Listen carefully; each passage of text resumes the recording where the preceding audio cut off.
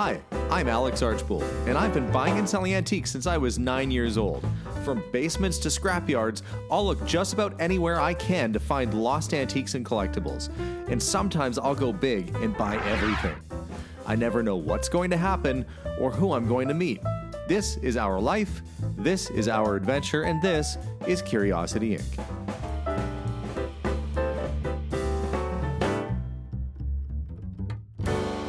Hey guys, and welcome to today's episode. This is how my morning is starting. I'm at A&W, which in Canada, they're kind of all over the place, I guess, like McDonald's or whatever. It's strange to me that when I went to the United States, they have them, but they're not very common. Anyway, they make a chai latte that I really don't mind. It's a great way to start my morning. And this morning, I'm off to somebody's house, and it's sort of an estate situation. Someone's passed on, and they've left a sports card collection behind. So we're gonna head over there, check it out, and with any luck, maybe we'll be able to strike a deal. Don't know if I'll be able to film in the house, but we'll see. Well, I'm home now, so you can guess what happened. I bought some stuff. Now, this was sort of like the cardinal sin of buying things. It's all mainly, from what I can tell, 1990s hockey cards. They made a billion of these things. Pretty much killed the industry for decades because they overproduced so much that there was like no value in any of this. However, there's still the occasional card from these years that's worth something.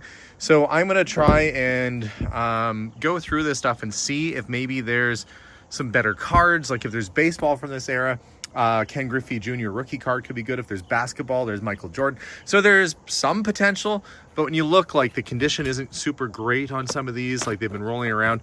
Really hope, I just took a shot in the dark. Total paid was, in American dollars, I'll say 350. In Canadian, you almost add about 100 to that.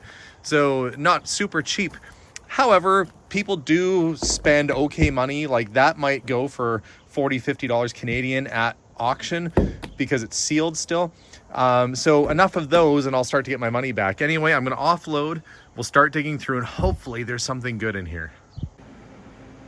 So this is my pile of sports cards, which I'm sure back in the 90s would have cost a pretty penny. Now, normally, honestly, I wouldn't touch this stuff with the 10-foot pole, but sometimes there are still deals to be had, and like I said, random cards can still be worth money as long as they haven't been picked out. So let's start going through this stuff and see exactly what I have. I was optimistic when I saw this little wooden box. I thought, oh, this has got to be fancy. This is where you put your good stuff, you know, like your Mickey Mantles and your Gordie Howes, but no! It's where you put your 1990 Pro set that's basically worthless. There are some upper deck and things. So first, did I say forced? Forced things first. This is slightly older, 1990s, early. Well, I guess it's all about the same age, 91, 92. First things first, what I need to do is look online and see what the top cards from these particular sets are. And those are the ones that I'll want to separate out because they might have some resale value. If somebody has their rookie card in this year, although it was mass produced, it might still be worth a little bit of money. These look like the McDonald's cards from back when. You know, and if this was just a little bit newer, then you might get like a Connor McDavid rookie card, which is also worth a pile of money. But this is like the, not the hottest cards on ice, but they are, I don't know. They're still somewhat sellable. What? Golf cards? I forgot ProSet made these PGA cards. They were making cards of everything. They had Desert Storm, they had golfing, they had pretty much anything you could imagine in a sports card, they had. And like I said, kind of killed the industry for a while. You might disagree with me, but I don't think anybody would. 1990s was tough on sports card collecting. Okay, let's see what we got going in this box. Well, we have a complete set. What year is this from? 1991. Complete score set, still sealed. So that's a good piece. There we go. There's the 91, 92. O-Pee-Chee set. You can see it's a few less cards. That one's 660. This is 528. So well over 100 cards less. And brand new. There's the price, $26.99. Where'd they buy it from anyway? Home Hardware. Seems like a random place. Hardware stores were even selling sports cards. Sealed box of 91, 92 upper deck. And they had chase cards, award winner hologram cards randomly packed. I remember when holograms were a big thing. You'd kind of tilt it in the light. I'll see if I can find one here later on. There's a 1990 set. So these sets and boxes, those are fairly easy sale. Those look like Parkhurst cards. I don't know if we've got complete sets here. There's the Super Bowl commemorative card set, still sealed. Again, a lot of this stuff is fairly common and not particularly valuable, but I'm just reaching to get back my $400 and some odd investment here. Pro set. Golf cards. So this rookie and traded set, I think it might have the Sergei Fedorov rookie card in it, which is okay. When he was on the Russian team, I think there are. So I'm digging deep into my not so vast card knowledge to try and remember what the good ones, what the gooders were, young superstars. Sergei Fedorov in there. So I'll check and see. Luckily for me, a lot of this stuff can be found online on price guides and things like that. You can just easily look stuff up. It's more golf cards. And in fact, there's the box. He must have bought a case of them trying to make a set at one point. And we've got these sort of little platinum plaques. And okay, another sealed box of cards. The box of cards, he's opened that one. But a lot of this stuff can be put out individually by, separate lots. Oh, look, it's George Clooney. I forgot he was Batman. How could I forget he was Batman? Him, Michael Keaton, Val Kilmer.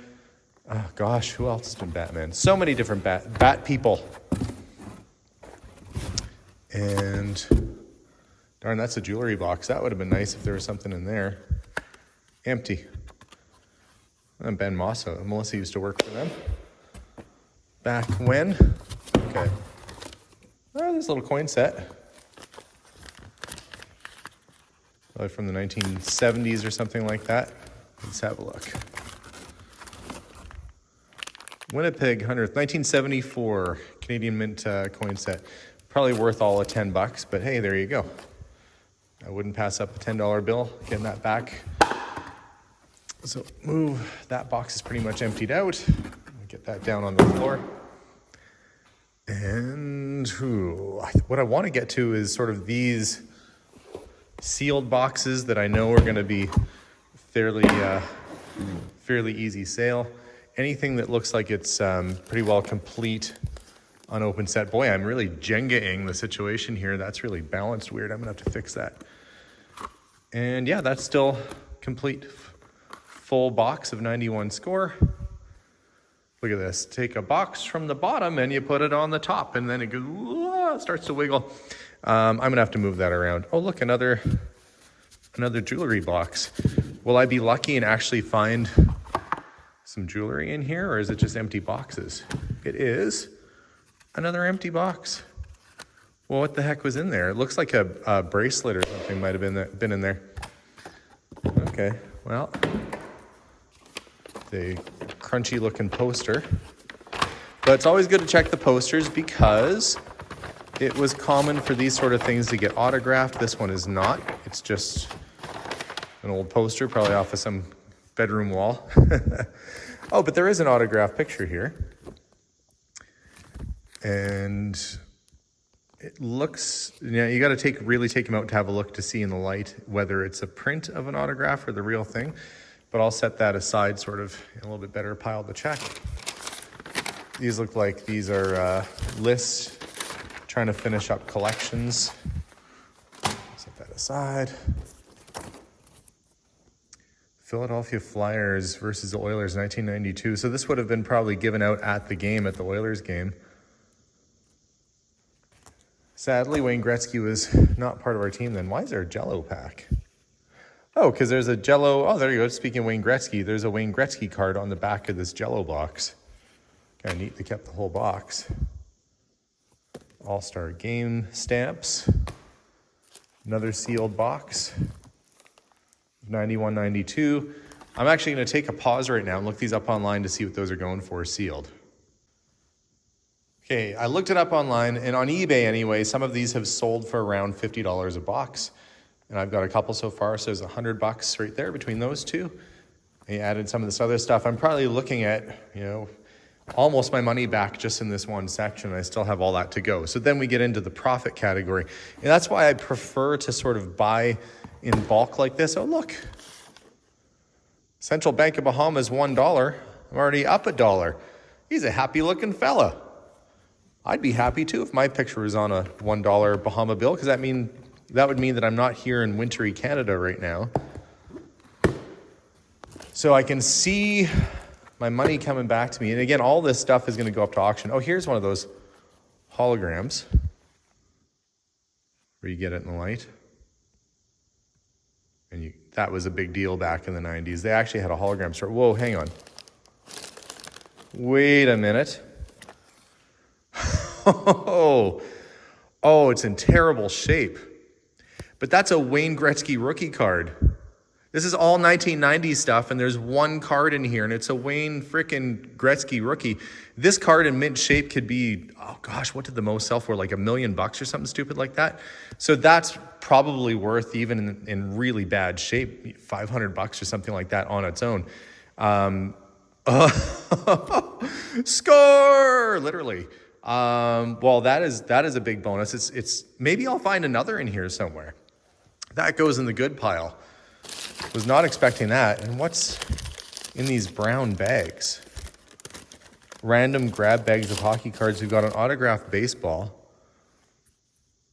And I don't know whose names are on it. I don't recognize anything. Kelly Gruber, maybe? Willie Upshaw. Oh, maybe this is a Toronto Blue Jays. Dave Steeb. Yeah, this is definitely 1990s Blue Jays team signed ball. And they were actually a pretty hot team back in the 1990s. They won the World Series around that time. So we're finding a couple slightly better things than expected. I will say the biggest surprise coming out of this pile of what looks like junk was a Wayne Gretzky rookie card, even in bad shape. That'd be like, this is the hockey equivalent of finding a Mickey Mantle card in baseball. So even if you find one in bad shape, it's still the real thing and worth money. I honestly don't know what that's worth, but I'm happy to have it. Maybe if I keep digging through here, I'll find some other neat stuff too. I was just thinking, man, I'm going to slowly get my money back off of this, sort of these loose odds and ends here and there. And I probably will, but there's maybe a couple hidden treasures in here as well. Okay, more sealed little boxes. Some of these look like they've been broken over. That might have been a whole set that blew up over the years. More pudding boxes and stuff. I have to dig down to get to that. But, I'm not complaining. From here on up, everything's pretty much just gravy. Let's see. Oilers 1997-98 season tickets. And we've got top loaders, which means that there might have been cards that they thought were very valuable. Let's see. They're empty. Brett Hall. What were they putting in top loaders? Anything? These all just empty? There's some kind of loose cards. That's the bottom of Kraft Dinner, which that's what we call it in Canada, Kraft Dinner, macaroni and cheese. I know, Canadians, we just got to be different when it comes to almost everything. These look like they're mainly all just empty. If I find some good cards, I guess I could put them in. Oh, there's some that he's put some cards in. Let's see. Rocket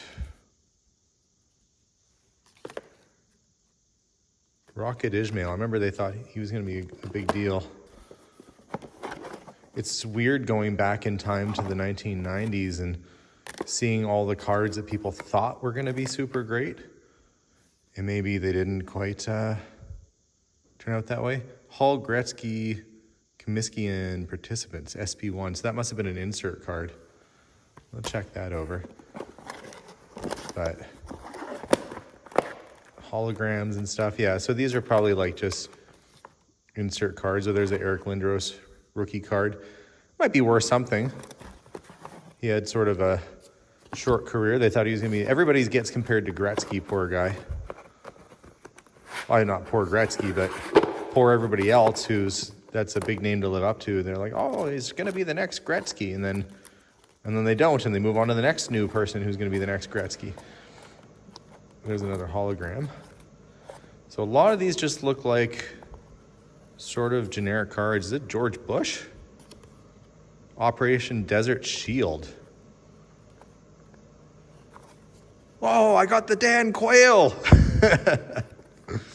That's so random. McDonald's cards. Oh, there was a Superman card. DC Comic Superman. Boy, this is putting me right back to being, I don't know even how old I was. Ricky Henderson. Actually, this is about the year that if we can find a Ken Griffey Jr. from the 1990s in good shape, those can be worth a little bit of money because he was a very good player. Had a good career.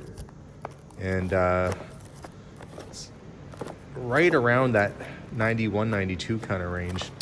Not seeing a whole lot.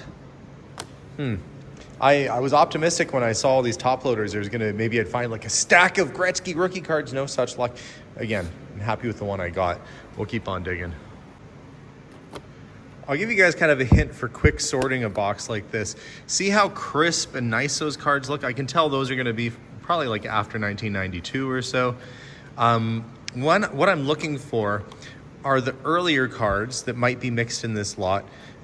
Maybe those. See how they're a little bit like fuzzier edged. They're not as perfect. That's because they used to cut the old cards with a wire rather than a proper, I don't know, blade or whatever they used on the newer stuff. But they had like this thin wire and it would cut through and it pushed and it left kind of fuzzy edges. That's like, I guess on the 70s and 80s sort of cards. You'd see that more commonly, especially with O-Pee-Chee, which is Canadian. So like that is a 1974 card. The older stuff wasn't as mass produced and they weren't really made to be collectible. So occasionally when you go through a box like this, there's sometimes older cards in the mix. And these are from the 1970s. Nothing really crazy great, but it's a quick way to sort out the old from the new. Just looking at how crisp the edges are, tells you when it was cut, and then the older ones are going to be the fuzzier sort of looking edge, and sometimes you'll really hit a home run with the older cards.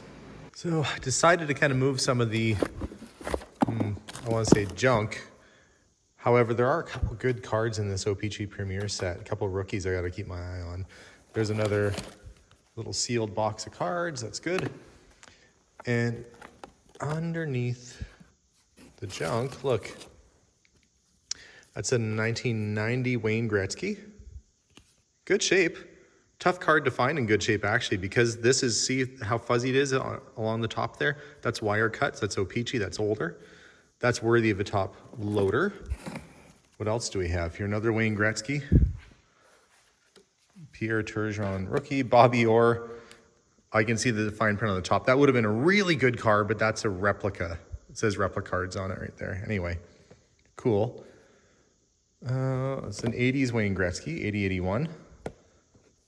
Not in great shape. Oh, there's an Eric Lindros rookie right there. That's one that I was kind of keeping my eye on. And it looks to be in really nice shape.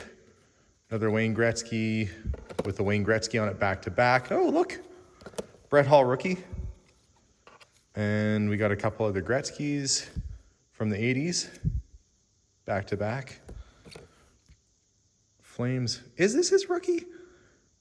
Yeah, I guess it must be, because he really didn't play much for games in the first little bit. I'm pretty sure this is a Brett Hall rookie card.